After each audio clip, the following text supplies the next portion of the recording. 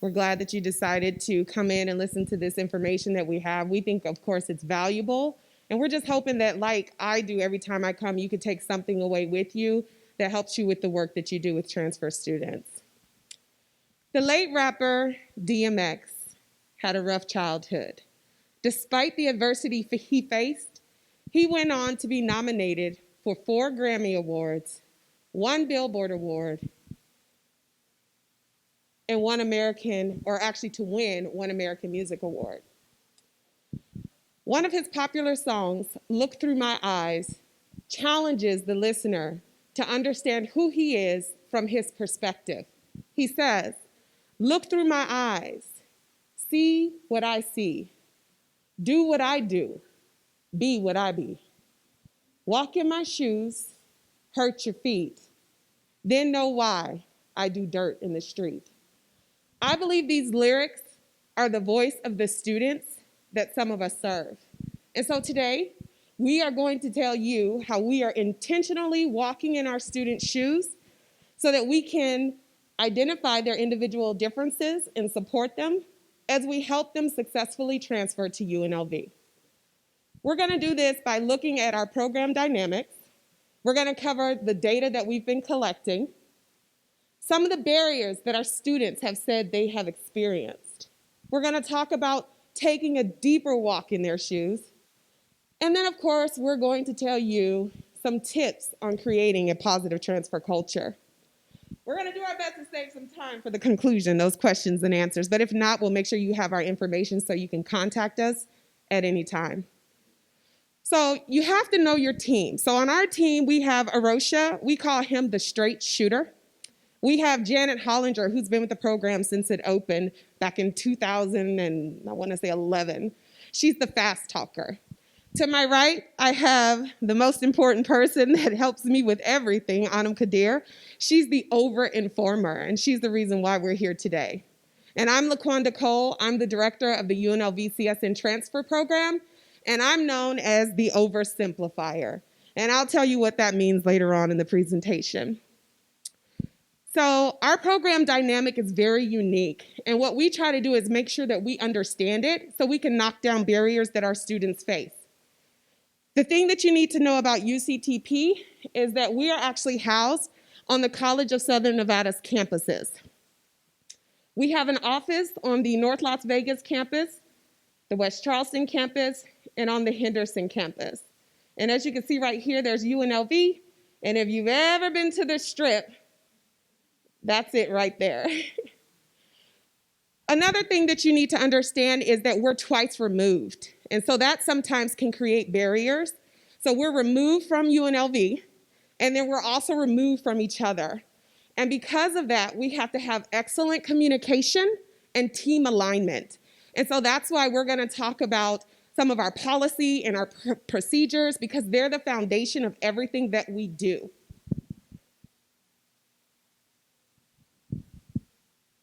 So our mission is to expand academic support services by collaborating with our students that are interested in going to UNLV. And we do that by providing students with accurate and timely curriculum information. That includes making sure that they have a copy of a Rebel Route. You guys can see that on page 2 of the handout. That'll show students what major they should be doing at the 2-year institution that aligns with the major they want to do at UNLV. And that will make sure that they have the least amount of credit loss. We develop partnerships to coordinate resources, activities, and services across CSN and UNLV. And then we like to empower our students to achieve their desired transfer and career goals by utilizing the resources that we offer within our program. So at UCTP, we collaborate with various university and college student services. For example, we invite our pre-professional advising center from UNLV to come over to our 2-year institution CSN and talk to students about, students that are interested in going into pre-professional fields like becoming a doctor, a dentist, and what they should be doing in their first 2 years at CSN to make sure that they're on track for going into the different programs they want to go into. And students have found that extremely helpful because now they know that they need to start doing their research and their internships and earlier on in their first 2 years, so it's not stressful once they transfer over to UNLV in their last 2 years. We support students pre and post transfer.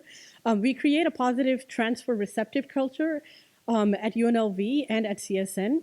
And then we help our transfer agents understand their role within the creation of the transfer receiving culture. And that's by collaborating with different departments and just letting them know the needs of transfer students.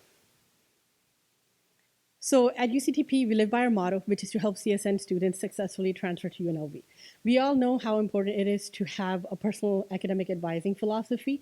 So we did a team building activity where we took key and important points that we all hold dear to in our academic advising philosophy and combined those to create our team philosophy that you can see over there.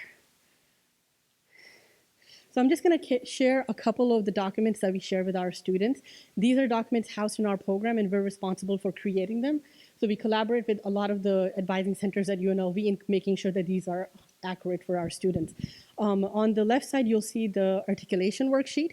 This shows students their program requirements that are required for UNLV, GPA requirements, the different exams they have to take, for example, for nursing, like NCLEX exam. It shows students general requirement and courses that are required for UNLV, but not necessarily required for their CSN degree. On the left side, on the right side, you'll see our Nevada System of Higher Education mandated 4-year transfer agreements.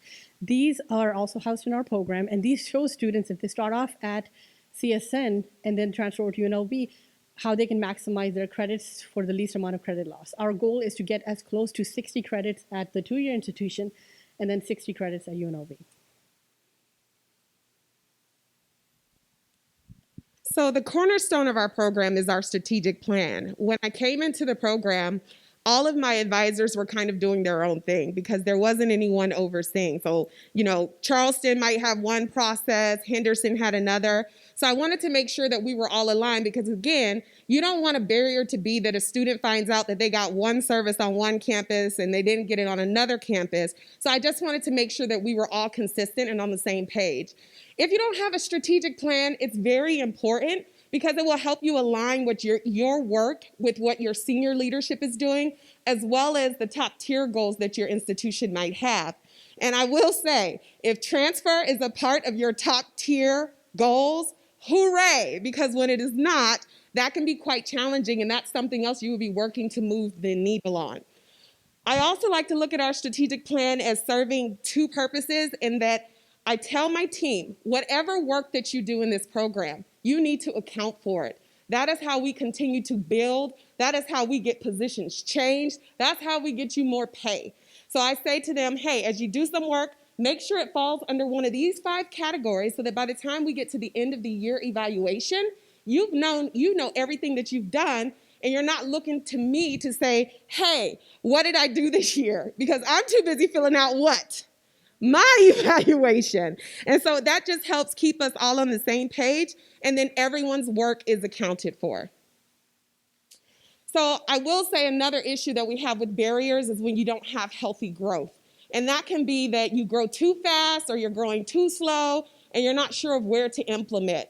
So when I came in, it was very hard because we are a high demand program. High in that you saw we have a small team, and we hold over 2,500 appointments a year, in addition to attending and supporting 55 events, and then that only increases because of our visibility.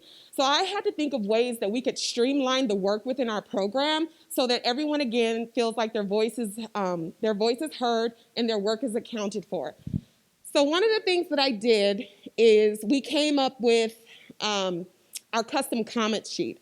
And basically, this is a Google Doc with all of our general advising notes that we use for our students. Now, keep in mind, we have to provide information for both institutions. So it was very hard to keep up with all of that information and try to put it into the computer systems on the spot.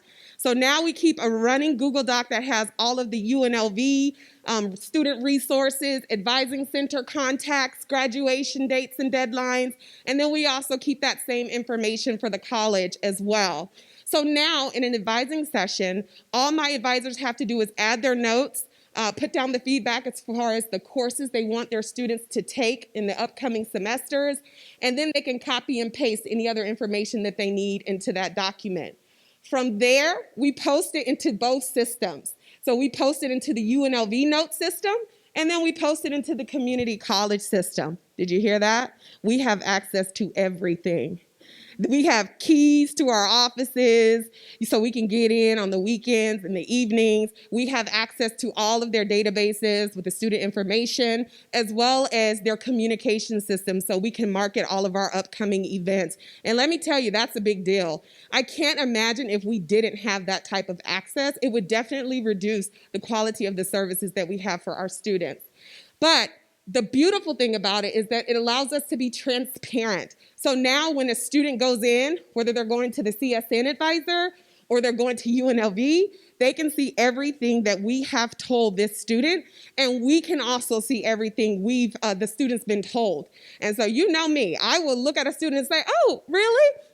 Well, right here it says, Miss Angie told you that you were supposed to, and they're like, you can see that? And I'm like, I see everything. We see it all. And so it just makes our work a lot easier.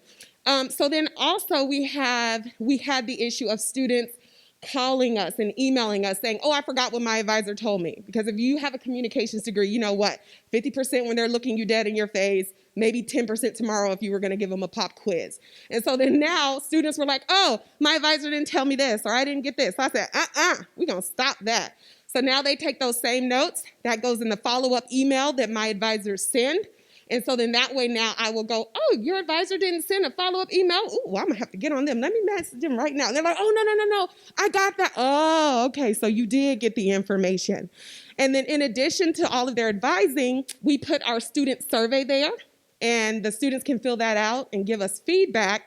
And then, of course, we try to give them prizes and things like that. So we pick a winner every semester from those that responded to the student survey. Now, I believe in give and take. You know, I'm not just going to go to CSN and suck up all of their resources and not try to do our part. So it's very important that you also provide valuable information back to the institution that's hosting you. So I make sure to provide an end of the month report as well as an end of the year report.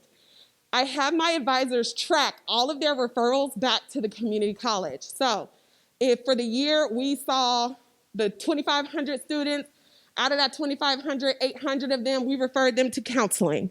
600 of them, we told them they needed to go to the registrar's office. So then now, even the CSN leadership can go to their leadership and say, hey, this is a valuable relationship. We need them because they are helping to support our services, especially if you have services that are not doing well. They will then even attach your program to them because they know the university is a draw. They bring students in so they can help us. So that's another way to be able to create that relationship if you don't already have it. Because, like I said, we're a small program with high demand, we had to come up with a way to track all of the work that we're doing. So we decided to go to a program calendar. And the reason why is because the deadlines were just hitting us so fast because we're living in the world, two worlds, you know what I'm saying? So it's like, oh, we just finished this deadline and then now this deadline is over here. We should have had this marketing for this so we could tell these students this. So it was just a struggle to keep up with all of that. So we decided we needed a program calendar with all of the key dates, and every year we plug that information in so that we can try to get ahead of our marketing or anything that we need to prepare for. And I will say the lesson that I've learned the most from, and I'm still struggling with it, you have to accept reality. You can only do what you can with what you have where you're at. And I'm one of those people that just doesn't work for me. I'm not going to lie. On camera, I'm saying that does not work for me. I want to grow. I'm trying to get somewhere. Okay, but sometimes it's not that easy. So what ended up happening is when I first came into this program, it was actually just me and Janet, the one that I told you has been here since the doors open. And we were the only two full-time people. Everyone else was on a contract. I'm traumatic. That was so traumatic. You want to know why? Because what happens when you're a high-demand program and everyone's on a contract? Who has to remember where the work is stopped at every time to meet the deadlines? The full-time people. There's only two of us. So what would happen is me and Janet are just trying to do our everyday tasks, and then you have your other person that comes in Monday, 4 hours. Hey, how y'all doing? What was I doing? Oh, update on me what I was working on. Oh, you did some of the work for me, great. That sucks up a lot of time. So I'm not gonna lie, I had to compromise. So we had to go to split positions. And so what that means is, okay, LaQuanda, we'll make your people permanent, but they're gonna advise and they're gonna do this. And so sometimes you do have to compromise that way and then build from there. But I will say it makes all the difference because now we don't have to remember where everything is moving because all of the positions are full-time. So that is very helpful. The other piece that I had to accept is that now that we have maxed out on our advising appointments, that means that we can't increase from the 50% of the students that we meet with because we would need more staff to do that. So now, because we're looking at our data better, when my supervisor comes to me and says, hey, LaQuanda, man, we haven't had any growth on you all meeting with some new students. What's going on? I'm like, man, I know. If only we could hire some more people to move that because we're already maxed out. Our schedules are full. And so we can only get to 50%. When I first came in, we were meeting with around 40%, 40, 45. And now we've gotten it to 50%. And I do think that's from streamlining some of the processes. So growth, it is challenging. It does take time, but I think if you really try to coordinate with all the different departments and get buy-in, it can continue to happen, but maybe just not as fast as you might be thinking. Other areas connected to healthy growth. So branding and marketing is extremely important. Y'all know y'all saw me walking around here all weekend in red. You trying to act like you didn't see me, but you saw me.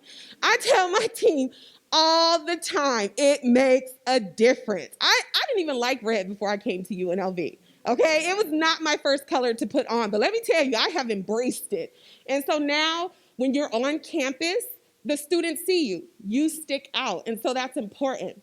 Our branding actually took time, though. When I came into the program, it looked like this. And I would always say, oh, it's just something about it. Like, look at that. It's like a lot. But I never had the time to focus on it because we do everything in-house, including our marketing. So all of the materials that we handed to you all, in addition to those 2,500, in addition to those 55 plus events that we attend, we also take care of all of our social media and marketing. Hello, that's a lot. So I had to just put this on my when I could list. We used to work on it, and then now we've ended up here. The purpose in that is I wanted something that stuck out. I also wanted something that removed us from just the general UNLV. I even wanted the UNLV side to see us as a program and say, oh, I know that logo. So your branding does make a difference. In the beginning, we didn't have a budget. So I don't call it begging. I call it recycling. So we would have our directors meeting where we meet with the UNLV directors so that we can go through those important documents that Anam went over. I usually would say something like, hey, I know you guys are getting your new swag. Do you have any old swag you can bring to the meeting? And that's how we would have items to give away to our students at events. We would ask the centers to bring it in. Some centers get a lot of money for swag, y'all. They won't tell you that, but they do. And then they also think you're helping them with the marketing. So if you pitch it that way, they're more inclined to give it to you. So when we first started, that is what we did. And that helps because now students see that school spirit. It takes away some of that anxiety of, will I fit in? Because they're already starting to get some of the gear to wear and being a part of the community in advance. We also have our annual partnership. This is where we bring the community college staff to UNLV for a day. We give them lunch and we have breakfast. And in addition to that, we also give them a tour of the campus. Also, it gives us a chance to step back and all of the advising center directors are present to face the fire. So that's the one day we're like sitting in the back like this. Hey, they're coming to you right now. And I tell them, bring all your questions because you're going to talk to the head person of advising. And so they come ready to go. The other beautiful thing about them coming to the campus, I told you they do the tour. So now when the CSN staff are advising their students, they can say, oh yeah, I went to the theater department. You're going into that degree? Oh, I saw this and it was like that. And oh, you're gonna love it. And I walked the campus. So now they're getting some of that understanding of the campus before they transfer over. And this is important. We'll talk about that when we get into the barriers that students feel like they face. The only other areas that I want to touch on, I've already talked about the attire. I do want to note, I do make sure to take my team shopping, okay? I don't just say, hey, go into your pocket and go get some swag. I say, no, we're taking a field trip. And they're like, where are we going? We're going to the bookstore. We're going shopping. And they're like, yay! And it's like a field trip. And we get together and we get to go to UNLV and we get some swag so that we can have it and wear it. Before that, another thing that we used to do, we have amazing Goodwills in Vegas. Am I lying? Oh, everything I'm wearing except the shoes pretty much from Vegas, Goodwill. I know, I don't lie about these things. I don't. So yeah, I go to the Goodwill, I can find UNLV polos, all kinds of shirts. And so I tell my team, I know that this might be a stopping point and you don't want to invest your resources in buying the gear. I understand it, I get it. Go to the Goodwill, you might find some pieces there.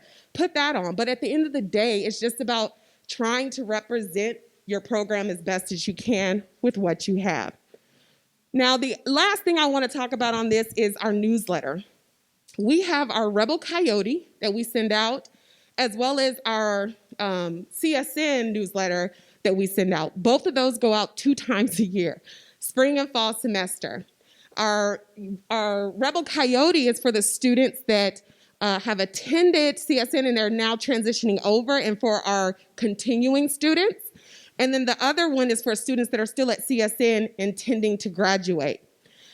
In the summer, we do our Post-it. So that's a very small social media campaign that we send out via email as well, where we just give updates and reminders to both parties so that if there's something coming up, they know. I will say, you need an operating budget.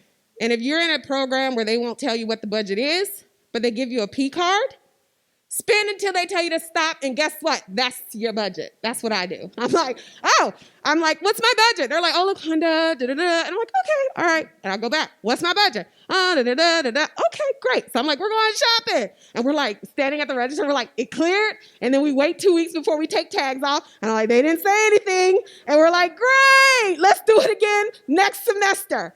I mean, that's what you have to do. You do what you can with what you have. And I believe when they're ready for me to stop, guess what? My card won't work, or I'll get that email that says, LaQuanda, do not go shopping again. So keep that in mind. But an operating budget is just helpful, so then that way you know how to work within the limits that they have. And I'm not going to lie. If they were to tell me, LaQuanda, you can either save your shopping money or get another person, guess what I would choose? Yes, because we have amazing Goodwill, so I can always go get clothes from there. Absolutely. Give me the person.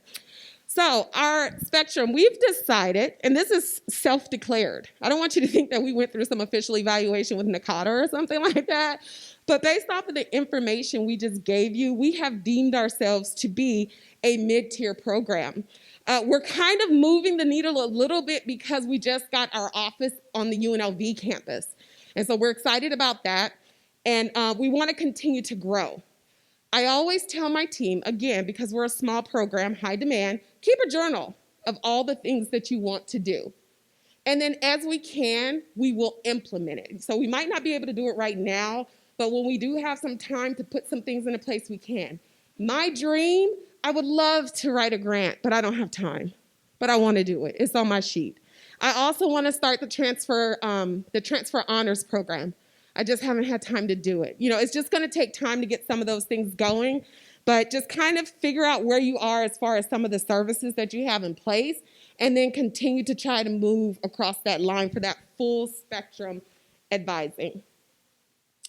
Now, that was just policy and procedure in the way that we are trying to make sure we knock down barriers for our students. And faculty and staff, you should always be thinking about your department policy and procedure. Are we thinking about transfer? You know, how are we including them within the classroom? Because that's extremely important. And we're going to talk about that more later. Anam right now is going to talk to you about our new data that we've been finding and then how we're trying to use it.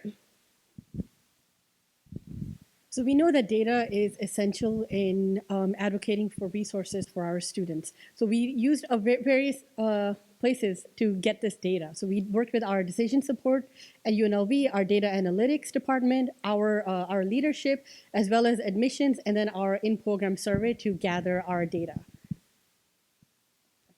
So this is our transfer snapshot for 2021. We share this with our CSN colleagues as well too, to show them what our students are doing and what our population looks like. So for the fall, for the 2021 year, we had over 2,100 students that transferred from CSN to UNLV. The average age of our transfer student was 26, so we already know the majority of our students that are transferring over are non-traditional students. So we always make sure to add information about the Non-Traditional Student Alliance, as well as the Rebel Transfer Student Organization, and different scholarship resources in our newsletter that we send to our students that have been admitted to UNLV. As you can see, 60% of our students that transfer over are female students. So we also make sure that we're sending some sort of information, even when we're working with our male students, to see what those barriers are that are preventing them from transferring over to UNLV. Students that meet with our program before transferring over have a 0.11 increase in their GPA. Now, that might not seem like a lot, but this can definitely make a difference for our student that is borderline in being accepted into UNLV or in the specific programs that they're interested in going into. Like Quanda mentioned, UNLV advising is decentralized advising. We have 13 advising centers at UNLV, and we collaborate with each one of them to make sure that we're getting the proper information as well as resources that we can share with our students. So when transfer students meet with us, we're providing them with their advisor information at UNLV, how to contact them, as well as different scholarships and scholarship deadlines for their major, so we can ensure that they apply on time and can qualify for those different scholarships that are available for them. Our top major that students transfer into UNLV is business, and then the second one is liberal arts, of course, psychology being our main one in liberal arts. The average GPA of a transfer student that comes into UNLV is a 3.25, so we know students are doing pretty good when they transfer over to UNLV. Ethnicity-wise, 60% of our students are minority students. That's great. UNLV is a minority-serving institution, so we like to make sure that when we are sending these newsletters out to students, depending on the time the newsletter is, or even in our social media, to kind of highlight different holidays for our students to show that, that we're celebrating those with them and their diversity. So this is data we gathered from our programs, in-house program survey that we did in this past fall semester. Over 270 students fill out this survey. So we had 5.2% of our students were international students. Almost 80% was first-generation students. 7.8% were military students, and almost 15% were high school students. So we like to cater our resources to the way our students are. So for our international students, we always talk to them about the different application fee that they have to pay, as well as the F1 visa process and how they can transfer their paperwork from CSN to UNLV. As well as making sure that they're aware that there are scholarships for international students, but they have to apply early to be able to get those scholarships. For our first-generation students, we're always talking to them about research opportunities that are available to them at UNLV, internship opportunities, how to better connect with their faculty members when they transfer over to UNLV to build those relationships. As well as different scholarships that are available to our first-generation college students.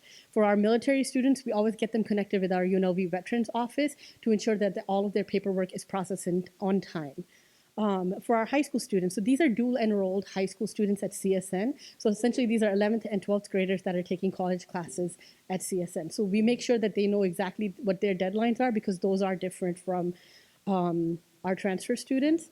We also like to make sure that they understand that, when they go over to UNLV, they're coming in as first-year students.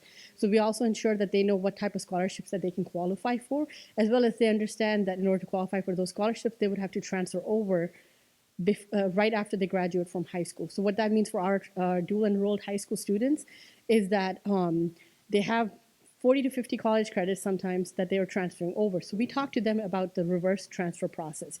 That's the great thing about having transfer agreements and articulation worksheets, because we can tell them, hey, these are the courses you can take at UNLV, and then send your transcript back to CSN to finish up your associate's degree that you started.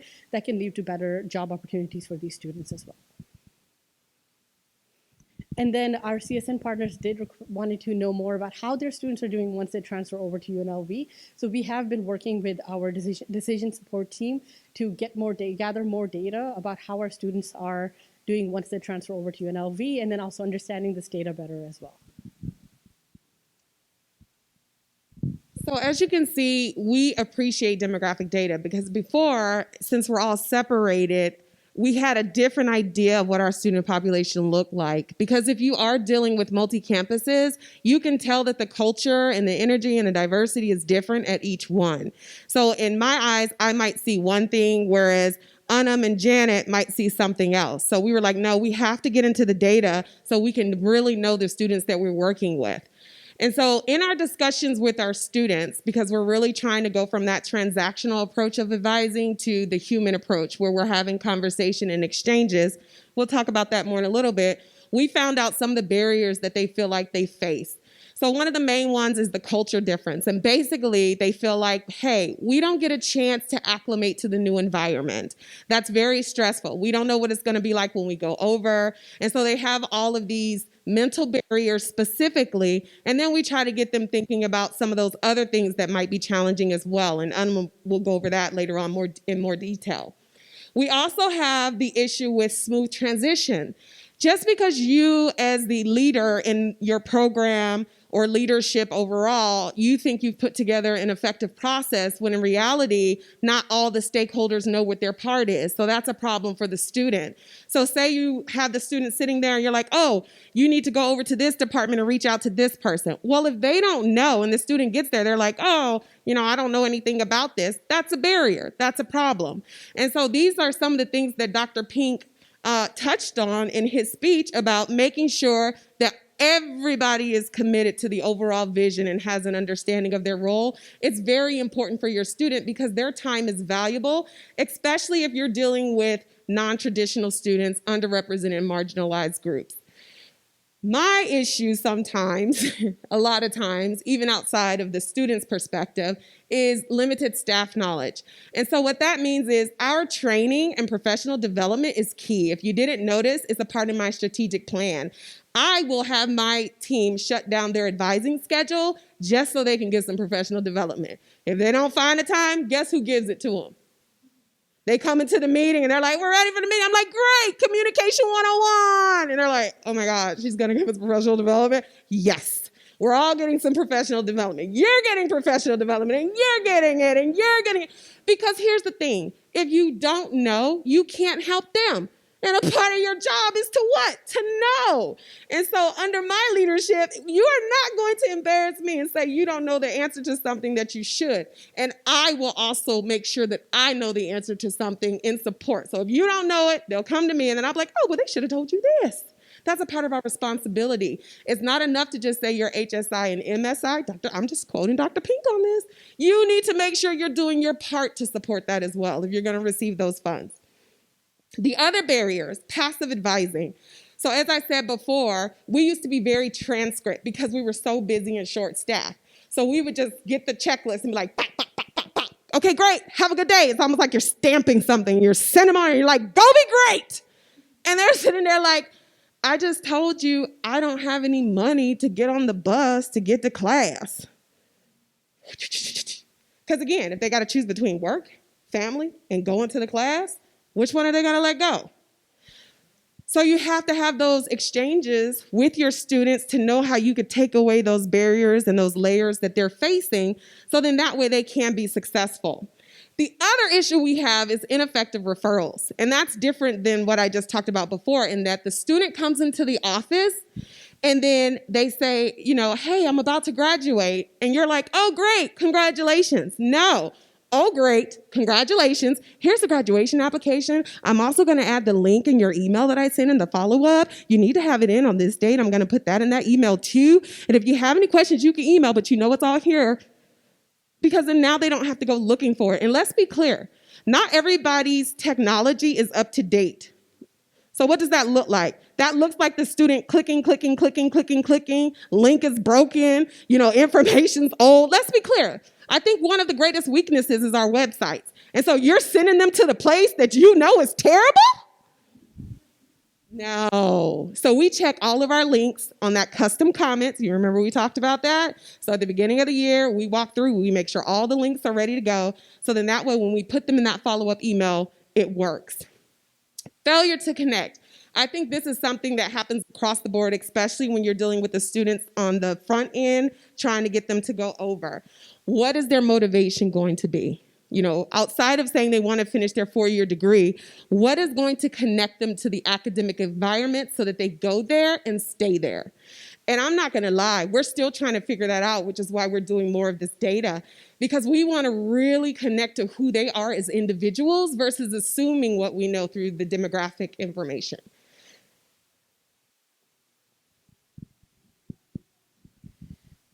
There's a lot of barriers that can impact a student, and it varies from a student to student. A lot of our students have expressed feelings of isolation. They feel like they're excluded from research opportunities. They're overlooked or unaware of the different resources that are available to them, and they have lack of exposure to the transfer institution. So within our program, that's why the custom comment document that Quanda is talking about, we use that pretty much every single day, and we update it every single day. That's the document that we're updating with resources that are available for students on CSN side, as well as on UNLV side. And anytime a student comes in and they have a question and we don't know the answer to it, we find the answer and then we update it on that document, and then we discuss that with all the team members so they know if there's another student that's coming up. They know that that document, that information is there in that custom document that they can access. So I'm guessing we all know what transfer and cultural shock is. It's a dip in the GPA that students experience when they're transferring into a new environment in their first and second semester. And we all know early intervention is key. So how we tackle that in our program is that by working with our different partners at CSN and at UNLV and talking to them about, hey, this is something that our students are experiencing. And then we discuss it with our students in our appointments as well, too. We usually meet with our students twice. The first appointment is discussing their articulation worksheets, their transfer agreements. They know exactly which courses they need to be taking.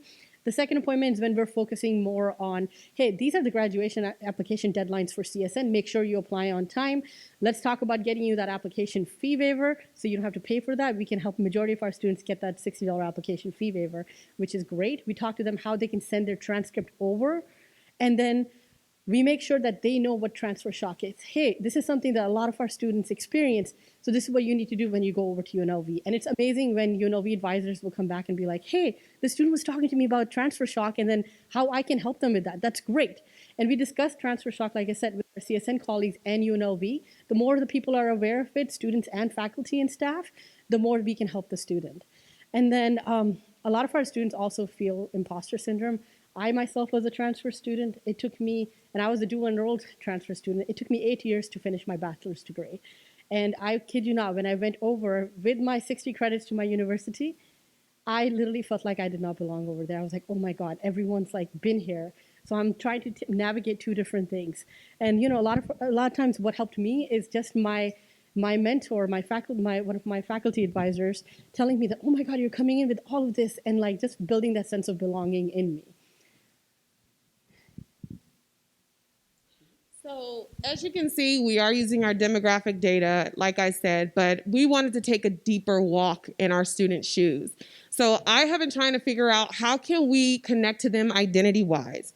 So I decided to use the identity statuses so that we can find out their perception of who they are. The beautiful thing about the identity status is not only does it let you know your student's level of exploration and commitment, it also aligns with the Big Five personality traits. So now we are getting a better look at how the students are thinking, feeling, and identify.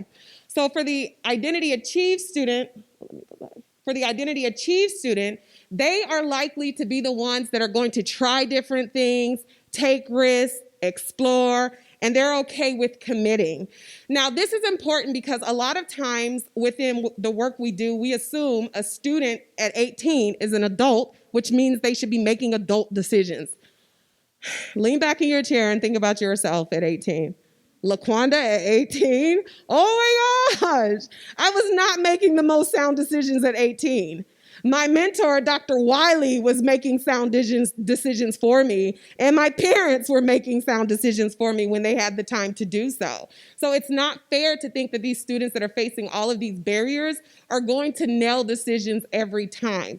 So the question became, what can we do to help build their identity so that they're more stable and we can get them to making those solid decisions? So the identity achieved student will probably be the one that comes into your office and says, okay, LaQuanda, I got a busy day today. I just have 3 questions for you, and then I have to go. Old advising LaQuanda would have shut that all the way down. I'd have been like, I just put together this speech for advising. We created a new checklist. Oh, you're finna get all of that today. Have a seat. Well, no, because we are dealing with non-traditional students, and we know that now. They have to get to work. They have children. They have other things to do. So as long as everything aligns in the system and they are in a good place, I will address those questions. And then now, because we have custom comments and we have access to all the systems, we'll put in the notes. Student didn't need full advising already at this point. So then that way our program is covered and no one can say, oh, they just didn't do their part. Everything is there and we provide that student with the information. The problem though is, how do we get the identity chief student engaged? Because you still need engagement. It's like we're doing more than one thing here. We have to fulfill a lot more. So I would say now we're tapping into the personality side of things. So now I look at that student and I say, hey, man, you're well on your way. You already know what degree you want. You're in this club, an organization over here. Have you ever thought about helping us as far as volunteering and being a mentor? We'll write you a letter of recommendation or give you a certificate of participation. Now I'm connecting to them in a different way outside of assuming that just because they're a transfer student, they're going to want to come to our events. That's not true. Now, on the other end of the identity spectrum, you have the less stable identity. So that's the student that is uncertain, they're anxious, and they usually can look like they're all over the place. The other characteristic personality-wise is that's your student population that's more introverted. Okay, so they're just not going to go out and explore. They're not going to commit. So then what kind of services do you have in place for them? What kind of services do you have in place for your introvert students? What events do you hold for them? We used to do coffee with our advisors. So that was like a low key, low impact. So it was kind of one-on-one because they are not as likely to go to like some big function. So. Anyone else doing something else? I'm currently not. I am an introvert, and so I definitely the one-on-one. Like, I love y'all, but y'all are really draining. Like just people in general. I was like, I have to go put on my extrovert hat for a bit. I think just recognizing that college can be really exhausting as an introvert, even if you're not one. Just kind of recognizing that it's hard. Right, and you're right. And usually it's the extrovert that's planning everything. Do we think about, what does the introvert want to do? No, we're thinking we need a big event. We need numbers. What DJ can we get? We're going to have some food. We're going to have some fun. And so then that becomes a problem when we're trying to coordinate and plan things. So I challenged my team to think of ways that we could connect to the introverts. So we're going to do a keep calm and color. We're just going to bring the coloring books, the crayons. We're not even going to harass them. They don't have to sign in, just show up. The goal is just to get them to show up. That's all we want them to do. And then the next event, we're going to do no talking. Now, here's the thing. Some of my leadership was like, hey, what's going to happen with your numbers? Do you think an extrovert is afraid to crash a party?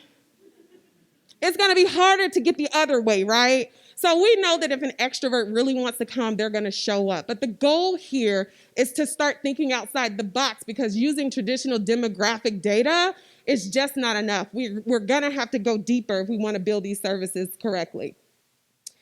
So my team said, Quanda, you're asking a lot. We are a diverse staff, but we're still uncomfortable addressing a majority minority population. I mean, look at us. And it's still uncomfortable for us. You got to give us a tool so that we know what we're doing. So I went to transformative social emotional for our advising piece. So then that way we can continue to support identity formation. And I'm not going to go too deep because my supervisor told me, LaQuanda, we know you're excited, but keep it surface. So I will. She's actually going to take the time to walk through the different competencies though. We have identity, intersectionality, agency, and belongingness.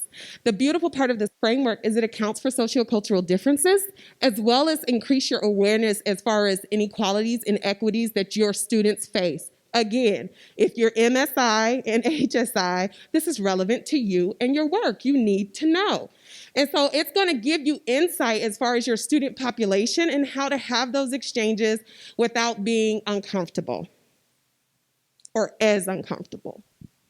So during the pandemic, we decided to use TESOL as a transfer agent tool within our services so that way we could mitigate some of these systematic divides that we've been seeing with our students and that have been impacting their performance and stuff. So with identity, we really wanted to give students a place to kind of express themselves. So we would always start our meetings with just tell us about yourself. So rather than just going into, hey, what do you need? And this is what I'm giving you. It was more about, hey, tell me a little bit more about yourself so that we can understand you better. And then we'd always ask them like, hey, how can I help? And then at the end of our appointments, we always leave 10 minutes for students to ask us any of the questions they have or any of the concerns that they want to discuss, even if it's not related to some of the stuff that we're discussing in school. And you'd be surprised how much the students are really happy to share as long as you give them space to share their information. So with agency, we like to empower our students to influence their own path to mastery. So how we do that is involving them in when we're creating those articulation worksheets. So as we're going through the articulation worksheets, we're looking at their course history, we're having a conversation with the students, and the students will tell us sometimes, hey, you messed up on that I took that class over again and my grade's higher in there. Or that way we're giving them the tools, so in case if they can't meet with us again, they at least know that, hey, I have the tool and now I can go and work on this articulation worksheet by myself. I'm not going to be confused when I come back next semester. I'm like, I have this sheet, but I don't know which classes to take next semester. We're giving them the tools to be able to do that on their own if they can meet with us. And with intersectionality simply means that there's many aspects to a student. And a lot of these aspects are like intersecting or interacting with each other, right? So with gender, ethnicity, age, culture, all of these are part of a student's identity, and it impacts how the world sees them and how they see the world, as well as it shows you their privilege as well as the discrimination the students are facing as well too. We know sense of belonging is extremely important for our students, right? And we want to make sure that we're instilling that within our students throughout our meetings with them. So these interactions, not only in our advising, but like Quanda mentioned, we're wearing UNLV swag. So students are always coming up and talking to us. Even in our tabling events that we're meeting with students, we're taking the time to discuss and talk to them. So it's not like, here, take the flyer and buy, and then we'll talk to the next students. No, we have 2 advisors at each of our tabling events that we're going to, and we really take the time to like talk to the students, as well as show them that how they belong at UNLV and even at CSN as well too. So the other thing that I want to say about the TESOL framework is that we know that within identity work, students are still, it's focused on adolescence, but we're finding that our students are developing later. And so while a lot of the research is focusing on that K through 12, it still extends into late adolescence. So if you're still dealing with students that go into the 20s, they're now saying that they're still not figuring out life at that point and they still need guidance. So some of those same services that they were getting in K through 12 need to now continue to follow them all the way to higher ed so that we can continue to knock down those barriers that they may be facing. And that's why I think it's important to help them have that positive identity formation and those exchanges so that they can continue to learn and grow. So LaQuanda, you're giving us all of this information. We want to be a part of the change. I heard you saying that to yourself. I'm going to give it to you. You ready? The first thing that we have to do, and I had to do this for myself, you have to assess your privilege. I know privilege is like a potty word right now. If you have privilege, you should be ashamed. Get under this table right here, right now. You've got privilege. It's not okay. That is not true. Privilege is nothing to be ashamed of. I just didn't realize that as a woman, as a Black person, as a Black woman, how much privilege I actually had. Hello. Privilege is only dangerous when there's no accountability behind it. You just have to understand your privilege. You have to assess your privilege because your privilege can unintentionally impact someone else. That's why I'm the oversimplifier. I can stand up here and tell you I haven't had too many obstacles and hurdles in my life. So when I advise that way. Oh, you want to be a doctor? Oh my gosh, it's going to be so great. I'm going to help you get there. All you got to do is take Chem 238. And then all you have to do is take Chem 562. And once you knock that out, you can do this. And I'm going to be so excited to see you on the other side. All uplifted, all excited. And I'm not thinking about this student who's looking at me going, but they don't have it during my schedule and I have to catch the bus and I'm not sure about how I'm going to pay for it. Like, you just don't think about those things. And so then now my excitement and oversimplifying is becoming a barrier to the student. You have to assess your privilege. What will help you is taking a multicultural education class. And I wish I could tell you you have to do it. If you are MSI, HSI, you should be taking a multicultural education class so you could truly understand the historical context that your students are a result of. It follows them. It's generational. It's cyclical. You have to do it. You have to understand the history. It's very important. Okay, I'm going to pull back a little bit. So If you're not ready for all of that, LaQuanda, this is not a TED Talk. Just fall back. You can start doing your own research. Find things that stick out. There's enough of it out there right now. Cultural wealth model is very important. It allows you to think about things from a different perspective as far as the wealth that your students bring to the academic environment, especially if you're dealing with non-traditional students. There's nothing worse than a grown student as far as their age who've been trying to figure out life on their own because they don't have family support. And then you talk to them like they're 5. You're not acknowledging their wealth. You're not acknowledging their hands-on experience. That is a barrier. So, if not now, then when? Go on and flip to that privilege bingo board. You see it. Privilege bingo. Get your dabber. Go on and dab away. Dab your privilege. Don't be ashamed. I told you, privilege is not a bad word. It's privilege without accountability that's dangerous.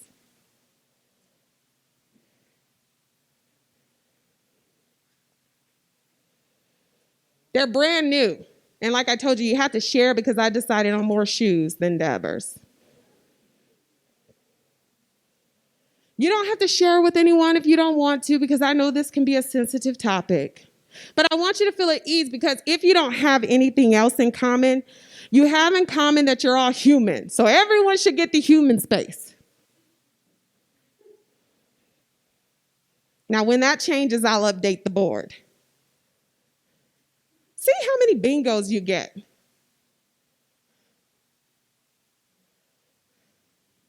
Now, here's what I want you to do. I want you to think about the student that doesn't have that many dots on their board. So now you're going to be looking at it from their perspective. And the only way to look at it from their perspective would be to go back to when you were there and say, what would my college experience have been like without my parents? What would my college experience have been like without a stable home environment? What would my life have been like without constant electricity or access to food? How does that impact my learning? It's okay if you've got 6 bingos. Does anyone want to share what you think about your board? You're processing? Okay. So I did write in my notes to say, you don't have to take it apart right now. You can take it with you. Sometimes you have to think about these things, but you have to start looking outside of yourself. You can't truly help others until you step outside of yourself and start looking from a different vantage point. And I'll be honest, look, I'm not ashamed. My parents did not go to college. I was born in the U.S. I have no criminal record. I don't know all of my history. Always been speaking English. Always had reliable transportation, health insurance. I was chunky, man. They weren't so nice to the big girl. Like, I remember back in the day, it was like 2 tons of fun, like all that kind of stuff. But it made me resilient, so it got me to where I am today. Definitely not white, even though sometimes on the inside I feel like I am, because I grew up overseas, and I always tell people I'm half German, and my husband's like, stop doing that. And I'm like, but I grew up overseas. What do you want me to say? And then I always throw out my favorite line, sprechen Sie Deutsch? You know, was ist los? And my husband's like, you need to figure this out. Did not attend an elite university, nor did I apply to one. I have lived out most of my life outside of the country, heterosexual, both parents in the household, married 43 years, definitely had books, Christian, got my cross on now, stable income, able-bodied, outside of my vision. That's like my big, I'm wearing contacts now. Have been racially profiled. Now, unless my dad is hiding something, we have always lived under the condition. He's military retired chief. He's always made us feel like we were one step away from the poorhouse. So I won't know where we stand on this one until things are all said and done, and I'm not hoping for that anytime soon. I think that I'm not an AVP because of my name. I just want to throw that out there just in case someone's watching. Not male. Parents were able to vote. I do travel once a year, and when we were younger, we traveled all over Europe. I have a ton of student loans, though, because my parents didn't know any better. And I got a lot of those free T-shirts, so, I mean, So how are we feeling about that, though? It doesn't have to be a bad thing. You just have to be aware of it so that when you're serving your students, you understand. And that's why I was always oversimplifying things. Okay. How many of you guys are transfer students? Oh, wow. Nice. Okay, great. I myself was a transfer student. Like I mentioned, it took me 8 years to finish my degree. I graduated from high school with a 3.6 GPA, and I was a working student. I had family responsibilities. In my when was I? I was taking 121 in my, I would say technically after high school, my first year in officially in college, I was taking my chemistry exam, and I did really well on my first exam. My second exam, I was sitting there just all nervous for my exam, and I couldn't finish it. I walked out of that exam. And after class, my teacher came up to me and was like, "Hey, like what happened?" And I was like, I didn't study for the exam." And I just felt so nervous about it. And when we were talking, she was like, "Oh, you did so well in your first exam. What's going on and stuff?" And I told her I didn't have the book because I had to sell it to pay our electricity bill. And that's something like, a lot of students don't share that, but she made such a comfortable environment for me to come up to her and tell her that I just can't study for these exams and quizzes anymore. Going from an A student, I was literally down to like a C minus in that class. And she sat me down, gave me a copy of her book that I could take home and study for the exam, and gave me an opportunity to retake that exam. Went back, took another chemistry class with her. Same situation happened. I had to sell my book again. And she made sure that I could come into her office and borrow her book anytime I needed to sit down and be able to study. And I couldn't stay in the library to borrow the book and study in the library because the library rentals usually are 1 to 2 hours, and I had to work full time. A lot of our students are from underrepresented and marginalized communities, experience the same exact things. I was fortunate to have a car that was working temporarily. It would stop, then I would pray, and it would start working again. So a lot of our students, like Quanda mentioned, are facing transportation barriers. And this could be a lot for a student who's coming from the North Las Vegas campus at CSN and trying to go to UNLV. That bus ride can be 2 to 3 hours. Now imagine a student who has work and family responsibilities, has to take the bus for 3 hours to get to UNLV, and then take 3 hours to go back. That's a lot for quite a bit of our students. So understanding that some of these barriers that these students have and what can we do to help them. So it's always important we talk to students about our rideshare programs, but this is also something that we know that we have to go back and advocate for our students. Maybe see if we can have a bus that can pick students up from the CSN campus and take them to UNLV. That's a dream sheet item that Quanda was talking about that we add to, that we know that, okay, this is something we have to go back to ensure that we can remove that barrier for our students. A lot of times our students, as we've seen with COVID, they have less acclimations to technology, right? A lot of them don't even have access to technology. So we made sure that we were working with UNLV and CSN different departments. I remember I called like 40 different offices at CSN when my student told me that they did not have a laptop or internet access to find out that, okay, is there a student can get a loan of a laptop or get less costly internet since all the computer labs were closed. And after 40 calls, I finally landed on someone that was like, I can help the student. So make sure, if you don't have an answer for something, keep calling. There's someone who will say yes. And if not, and that's the best time to go to your leadership so that way they can advocate for those type of resources for our students. Our students oftentimes are working against societal stereotypes, and they are overlooked in the construction of systems and processes because, let's face it, a lot of funding that our colleges are getting are based on our first-year students and not transfer students. So we have some examples for faculty members if they're here. One is offer research opportunities to support student engagement.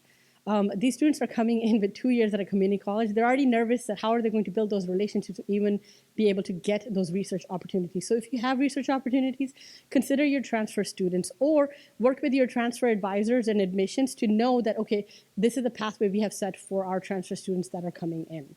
Incorporate transfer-related activities into your curriculum. Maybe even a discussion of, hey, how many of you guys were transfer students? So that way transfer students can get together and just, talk about their experiences and have someone else who's gone through the same thing that they've gone through. Inviting transfer programs to classes and including transfer services in the syllabi. So we work closely with our students that are taking student success courses at CSN, and we go into those courses and talk to them about our program as well as the resources that are available for our students. And then always, write letter of recommendations and serve as a reference for these students. So for our administrative staff, offer financial assistance. So having transfer and transfer workshops, transfer scholarship workshops, fee waivers, gas vouchers. So these are some things that, at our level, we don't make decisions on how, transfer scholarships and fee waivers work, but what we do is we work with different programs that have access to these resources. So even finding out like, hey, our TRIO program offers fee waiver, and now we're the biggest pipeline. We are sending students to them constantly. Hey, you're interested in going to UNLV? You need a fee waiver? Great, we can help you get a fee waiver. Oh, you're a DACA or undocumented students? We found a pathway for those students as well too. We work very closely with our admissions team to ensure that we can get these students the application fee waivers they need to be admitted to UNLV, as well as streamlining the process like Quanda is saying. These students have to click through so many different places to find out how they can send their transcript from CSN to UNLV. We streamlined that. We link the application. We created our own admissions checklist where students can just click on step 2 that shows them how to send their transcripts for free. So if they'll click on the link, it'll take directly to the form. They fill it out, bam, now they can send their transcript over. And then if you are, for us, it works great that we create the articulation worksheets and transfer agreements in-house, because now what we're doing is if students come in and they're like, hey, I want to know how a psychology major will translate over to, like, what can I do with the psychology degree that I'm getting? Great, we've worked with our liberal arts department and they gave us career guides so we can tell students, hey, these are the careers you can go into, this is how much money you can make. And if, like, so many of you guys are transfer students, use yourself as a role model. I always tell students, if someone's transferring over, it's like, hey, I'm a transfer student too. And then we can kind of discuss my experiences and hopefully they can not make the same mistakes I did. And then building partnerships to solidify reverse transfer and guaranteed transfer programs. If we know a transfer student is transferring over before finishing their associate's degree, we always talk to them about transfer. We always talk to them about, like, how you can reverse transfer and finish up your associate's degree that can lead to another job opportunity. So everything that we went through today was trying to get our program to really look at things from the student perspective. These are always my recommendation. You want to find a framework that works for your student population and the team that you have in place. But since we do serve a high population of underrepresented and marginalized groups, I thought it appropriate to find a measure that to find a framework that actually aligned with that. The last thing I want to say is we have found that our transfer students like the digital environment, okay? They would live there if we let them. And so we do movie nights through CAS. We also have our copy shop in Discord. We play games together virtually. And so you just have to get creative as far as how you want to reach out to your students. Because let me tell you, the work that we do is not immediate gratification. I've learned that. It's something that's delayed, and it's also getting your leadership to understand that. You may not get that front end return from transfer students. It's going to be on the back end with that retention and completion. And yes, they do come over and they do well once they get there because they've been having to navigate so much. But that doesn't mean that we shouldn't invest in them resources wise. That's all the more reason why we should. We want to reward that effort. So all you can do is continue to try to walk in their shoes, your feet, and then you'll better understand why your students make the decisions that they make and why they are where they are.